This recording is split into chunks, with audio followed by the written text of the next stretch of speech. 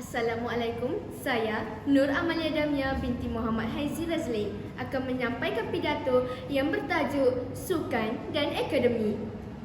Hadirin yang dihormati, hari ini saya berdiri di hadapan anda untuk memberikan pandangan tentang topik kontroversi yang telah menjadi subjek perdebatan yang sengit, hubungan antara sukan dan pendidikan di kalangan remaja. Isu ini telah mencetuskan perbincangan intensif di mana ada yang berpendapat bahawa sukan memberi impak positif terhadap pendidikan, manakala yang lain mendakwa ia boleh menghalang pencapaian akademik.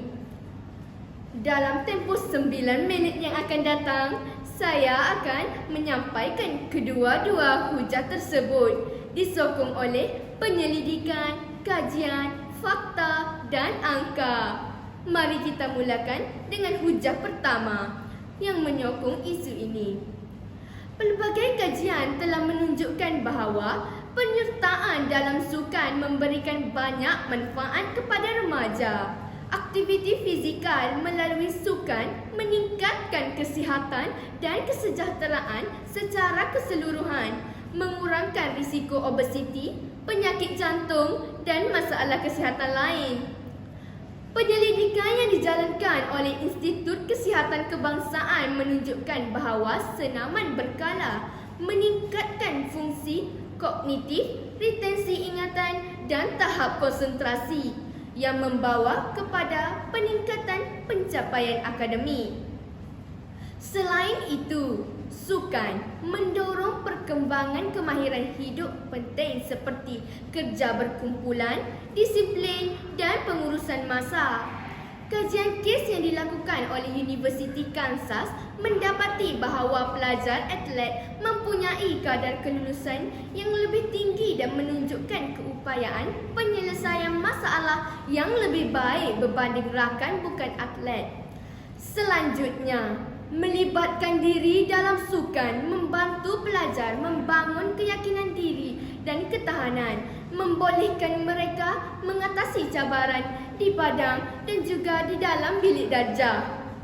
Bagaimanapun, walaupun aspek positif ini, terdapat hujah yang menentang bahawa sukan boleh memberi kesan merugikan terhadap pendidikan remaja. Pengkritik berpendapat bahawa keterlibatan intensif dalam sukan boleh memakan masa dan tenaga yang berlebihan, meninggalkan ruang yang sedikit untuk kegiatan akademik.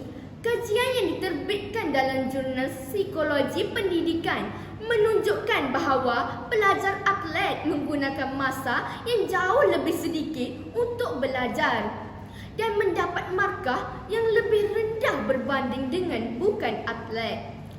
Penemuan ini menggambarkan bahawa tuntutan sukan kadang-kadang boleh mengabaikan tanggungjawab akademik. Selain itu, sifat persaingan dalam sukan boleh mencipta budaya tekanan yang berlebihan, menyebabkan sesetengah remaja memberi keutamaan kepada pencapaian atletik daripada matlamat pendidikan mereka. Berita pernah memaparkan satu kes di mana atlet muda yang berbakat tinggi berhenti sekolah untuk mengejar kerjaya sukan profesional hanya untuk menghadapi peluang terhad jika impian atletik mereka tidak terwujud. Ini menekankan kepentingan mencari keseimbangan antara sukan dan pendidikan, memastikan cita-cita akademik tidak terjejas. Apabila saya merenungkan isu ini, saya percaya bahawa sukan dan pendidikan boleh wujud secara harmoni jika dianggap dengan perspektif yang seimbang. Adalah penting untuk mengiktiraf nilai kedua-dua bidang ini dan mencari cara untuk mengintegrasikannya dengan berkesan, mendorong remaja untuk menyertai sukan sambil memberi tumpuan yang kuat kepada usaha akademik mereka adalah kunci untuk mencapai kehidupan yang seimbang dan berjaya. Sebagai kesimpulan, hubungan antara sukan dan pendidikan di kalangan remaja adalah secara tidak dapat dinafikan adalah rumit.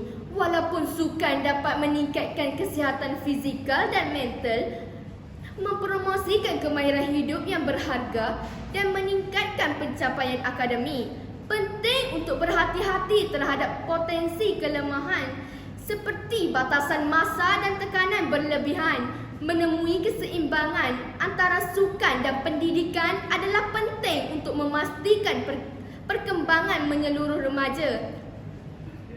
Jadi, sebelum saya mengundurkan diri, saya ingin mengajukan satu soalan untuk difikirkan.